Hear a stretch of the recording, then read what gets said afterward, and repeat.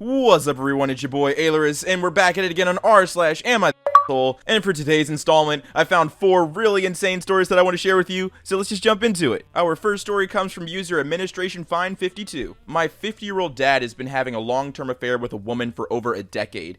Their relationship began while he was married with my mom, and he stayed with her even while he dated and was engaged to a different woman after my parents' divorce. I don't think his latest ex ever even knew about her, but I'm not sure. She has a kid, although it isn't his, which I do believe, and I knew about this affair long ago after a big fight. Basically, I said I never want to hear about it again or have anything to do with it, and then I'd be fine. This went okay for a decent amount of time. He would go on work trips and all, but I never asked questions and he never shared. And I was honestly fine being in the dark about it. I never approved, and he knew this, but I let him live his life so long as I never was brought into it. Already this story is getting really messy. Could you imagine holding that secret away from your mother? Knowing that your dad is actively cheating on her, and being a father to a whole different family? I don't know if I could keep that secret, and I don't know if I would be able to keep myself out of it. I would take it personal. It's my mom you're disrespecting. In no way would I not tell her. But look, I'm not this person, and apparently this setup was comfortable for her. He tells me today he's invited them out to visit. I still live at home right now, and would love for me to be polite while they're here. I told him absolutely not, that I would instead go to a friend's house for the duration of their visit, and would not be seeing them at all. That woman caused a lot of trauma during my childhood and aided in my parents' divorce, and I don't condone women who knowingly are the other woman. I never want to see her, and I made that clear. I said that he can live his life as he wants, but I will not be dragged into that. He was pissed, went off on me saying it was his life and I'm the child, so his day is what goes. He ended by saying to lose his number, and honestly that it would be fine with me if he throw away his actual child for the other family. I want nothing to do with that. Am I the asshole for telling him a hard pass on playing happy family with his affair family? Of course not. You have more than a right to say I don't want to participate. And from what you said about the other family, specifically the other wife, is almost certainly true. If you're actively home wrecking and you know you're home wrecking, you're terrible for that. But let's not forget that your father was cheating in the first place. I hope she recognizes that and doesn't throw all of the blame on the other family, because your father is a piece of shit too. He ruined his marriage to start another family. He doesn't even want to include you in his life. He's more than willing to throw you away to make things easier for his affair family. The fact that any man could say that to their child, regardless of the situation, is awful. I hope that one day you move out of his house and you can completely divorce him from your life, and maybe in the future give your kids a better upbringing. Our second story comes from user Skill217. Most of this took place a few years ago, but it's needed for context. My wife's best friend is a gay guy. A few years ago, he got a partner, and it was a big deal as he'd never had a long-term partner before, but as he lives quite a few hours away, a weekend visit seemed like the best way to meet. Our spare bedroom has a bookshelf with the remaining items of my nerdy collection. I sold most of it to buy us the house, and these items were the most valuable to me sentimentally and value-wise. I don't mind people staying in the room, I just asked them to be mindful of my stuff. So he and the partner came for the weekend. Things were perfectly fine. His boyfriend was very shy, but seemed like a nice guy. Unfortunately, I got the news that my gran had a really bad fall and it caused an aneurysm. She was given an estimate of a few days before she would pass away. I was obviously upset and went to see her in the hospital. My wife wanted to come with me, so we made sure her friends were okay and left them late in the afternoon. We were in the hospital for about 8 hours as she slipped in and out of consciousness and seems in terrible pain. We finally decided to go home and get some rest before going back the next day. When we got there were some clothes on the floor in the living room, and our rabbit is looking very strange and huddled in the corner. A few minutes later, her friends come running out of the bathroom with towels and disappear upstairs in the spare room.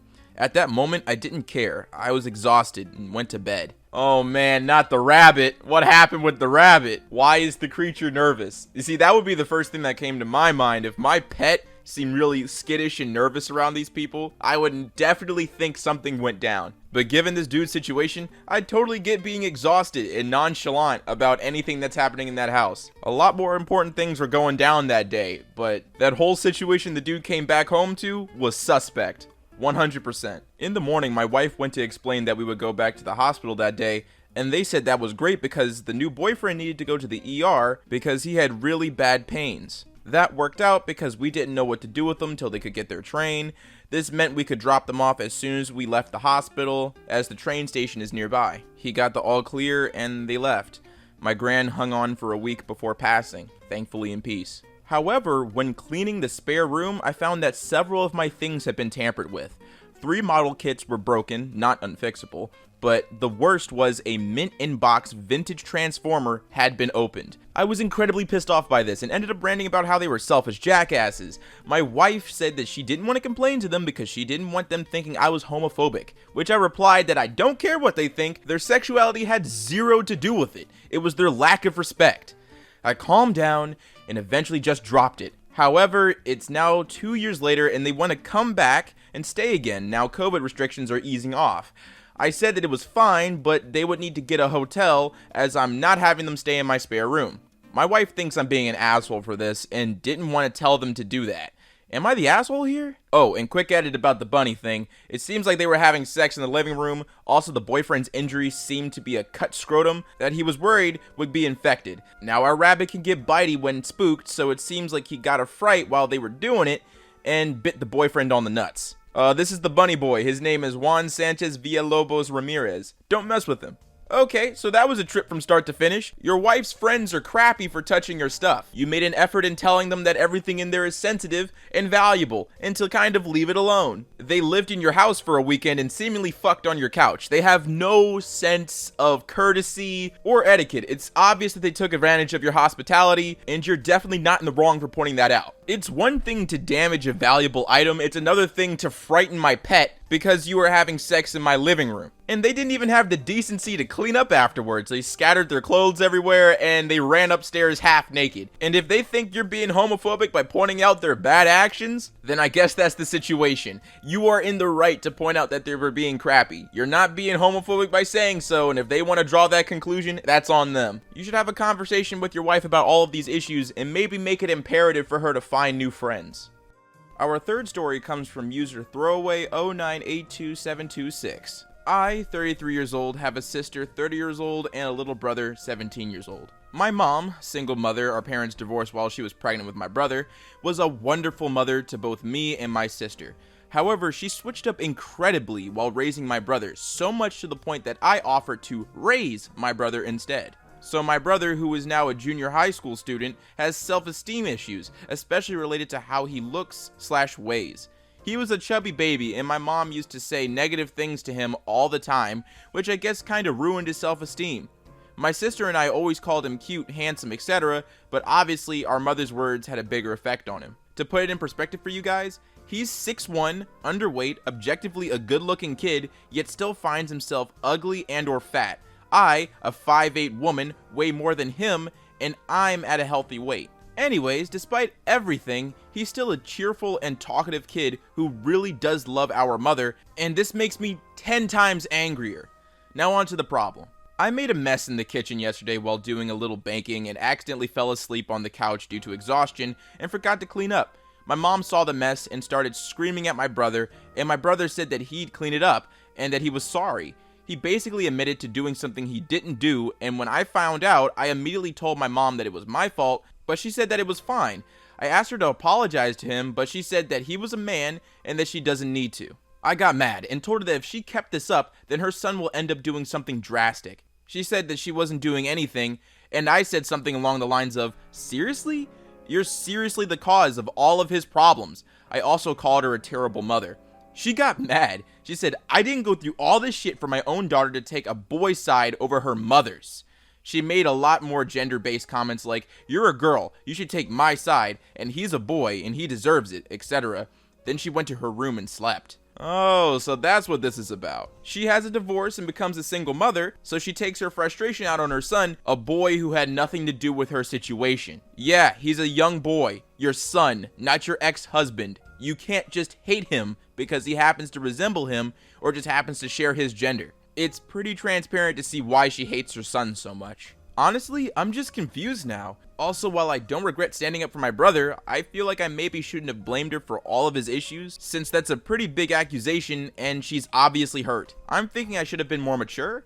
Plus, she wasn't a bad mother to me or my sister, so maybe that was uncalled for too. But yeah, am I the asshole for blaming my mother for all of my brother's problems? In no way you are. You had to speak your truth, and you pointed out some seriously gross double standards within your house. Your mother isn't responsible for all your brother's problems, but she is definitely the origin for most of them. It's obvious that she preferred you and your sister over him, and she was wrong for that. We can make a litany of assumptions as to why she hates her son. One that makes the most sense to me is that she resents her son for being the product of a relationship that ended. I'm certain he resembles her ex-husband in some way, and she's probably projecting all of her frustrations and issues onto him, and as a result, hating him. In some ways, it's good that he's 17 years old because he's 1 year away from being able to move out of that house and maybe live a better life. If I was in his position, the first chance I get to move out of that house, I'm taking. Our final story is from nobody because they deleted their account. I, 24-year-old male, and my girlfriend put in an application to rent a condo and found out that my mom borrowed $43,000 with my social insurance. I talk with a lawyer and he tells me I can either report my mom for identity fraud or pay it off, declare bankruptcy. I confront my mom about this and she begs me not to do it and just to pay off the debt. I don't have anywhere near that money and I decide to do what the lawyer recommended. The lawyer told me filing a police report is not the same thing as pressing charges, but I'm still scared what might happen to her. We used to be very poor and she used my social insurance to pay the bills and provide for me and my brother. This feels like I'm betraying her. Her and my brother refuse to speak to me. My relatives all stopped talking to me. Am I the asshole here? Quick edit, people are asking me if my mom or family could pay it. I don't think so. My mom is on social assistance and my family isn't much better off. My grandma has a house, but I'm not asking her to sell it. Also, my lawyer said a police report is just to get the ball rolling, to start clearing up debts and recovering my credit. It doesn't include her name. Lawyers said providing suspect is not necessary, but I'm sure if they tried, they would figure out it's her. My mom might face charges, but it's unlikely she'll get any jail time. I've heard this story too many times in the past, and the excuses are always the same. You can't put debt on your children because you don't earn enough to take care of them. I've heard horror stories of people attempting to get an apartment or attempting to buy a car and realizing they have $50,000 of debt in their name. Come to find out their parents were using their social security card to pay off utility bills or receive additional benefits from the government. It's awful. If the mom in the past couldn't afford it, she certainly can't afford it in the future. You've put $50,000 on your kid and you're not even offering to repay because you just simply don't have the cash. You've essentially set your kid up for failure. Hopefully this dude and his girlfriend can scrounge up some money together so they can pay off that debt. But in this case, if that was me, I would pay off the debt. I would do everything the lawyer would say, but I would never speak to my mother again. Her telling me that this is what she had to do to take care of us isn't enough of an excuse for me. There are plenty of other people who are in the same situation as you, impoverished, maybe even a single mother type of situation, who don't resort to putting their children in debt in order to pay off bills. That may seem harsh, but it's simply the truth. You had other options, and you chose the worst. But what do you guys think? Do you think that she was in the right to take all of this debt out in her child's name in hopes that he would be able to pay it back in order to make sure that they were comfortable or at least relatively taken care of when they were younger? Or was she wrong? I want to know what you guys think in the comments down below. What's up everyone, it's your boy Ailurus, aka Panda Daddy, and I hope you enjoyed today's video, and if you did, let me know in the comments down below, and leave a like if you liked the video, and if you're new to my channel, go ahead and subscribe fam. What you doing watching videos and not subscribing, and if you're old, make sure to hit that bell so you get these notifications every time. As always, you gotta thank the Patreon supporters that make videos like this possible. A big thank you to Light1636, Broken to Asters, Jackson, The Business, Lady Lapsalot, Brett, Mina the Swift, Esau, Izuku, Destroyer, Trey, Muffy Luhu, Noah, Vermont, John Robinson, Eva, Catherine Taylor, Arjun, Hannah, Keith Myers, Will Billy, Dustin, and Hostmar. Thank you so much for your support. It is greatly appreciated. And if you want to help support the channel, there's two links in the description, one on my merch store and one on my Patreon. Both funds go directly into the channel so we can maintain what's happening here. And as always, stay zesty.